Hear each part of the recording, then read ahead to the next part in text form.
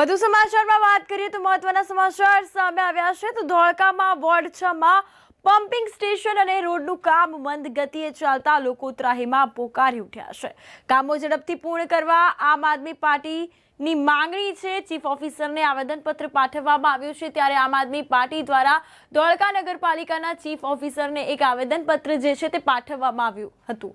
આ અંતર્ગત ward number 6 માં પમ્પિંગ સ્ટેશનનું કામ મંદ ગતિએ ચાલી રહ્યું છે। આ કામ યુદ્ધના ધોરણે પૂર્ણ કરવું જોઈએ કારણ કે છેલ્લા ઘણા સમયથી ગટરના ગંદા પાણી તેમજ બિસ્મિલા સોસાયટી જે છે તથા તેના આસપાસના જે વિસ્તારો છે આ ઉપરાંત વિસ્તારોમાં પણ જાહેર માર્ગ પર ભરાતા સ્થાનિક લોકો ત્રાહિમામ પોકારી ગયા છે તો અવરજવર કરવામાં લોકોને ભારે તકલીફ વેઠવાનો વારો આવ્યો છે। ગંદકીના કારણે રોગચાળો ફાટી નીકળવાની પણ ભીતિ સેવાઈ રહી છે। આ ઉપરાંત જો વાત કરવામાં આવે તો ગધેમાર જકાત નાકાથી મૈનાબેન ટાવર 4 રસ્તા સુધીના રોડનું નવીનીકરણનું કામ ગોકળ ગતિએ ચાલતા મેઇન રોડ પર આખો દિવસ ટ્રાફિક જામ થઈ જતા લોકોને હાલાકી વેઠવાનો વારો આવ્યો છે।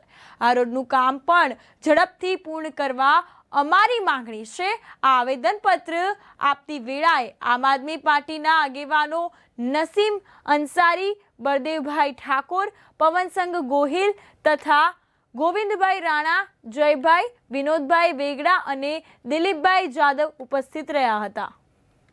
આજરોજ ધોળકા આમ આદમી પાર્ટી દ્વારા વોર્ડ નંબર 6 બિસ્મિલા સોસાયટીમાં જે પમ્પિંગ સ્ટેશનનું કામકાજ જે મંદ ગતિએ ચાલી રહ્યું છે અને સાથે સાથે ધોળકા નગરપાલિકાની હદમાં આવેલ જકાત નાકાથી મૈનાબેન ટાવરની વચ્ચે જે રોડ રસ્તાનું કામકાજ જે મંદ ગતિએ ચાલી રહ્યું છે અને ઝડપથી પૂર્ણ કરવા માટે ધોળકા આમ આદમી પાર્ટી દ્વારા આવેદનપત્ર પાઠવવામાં આવ્યું।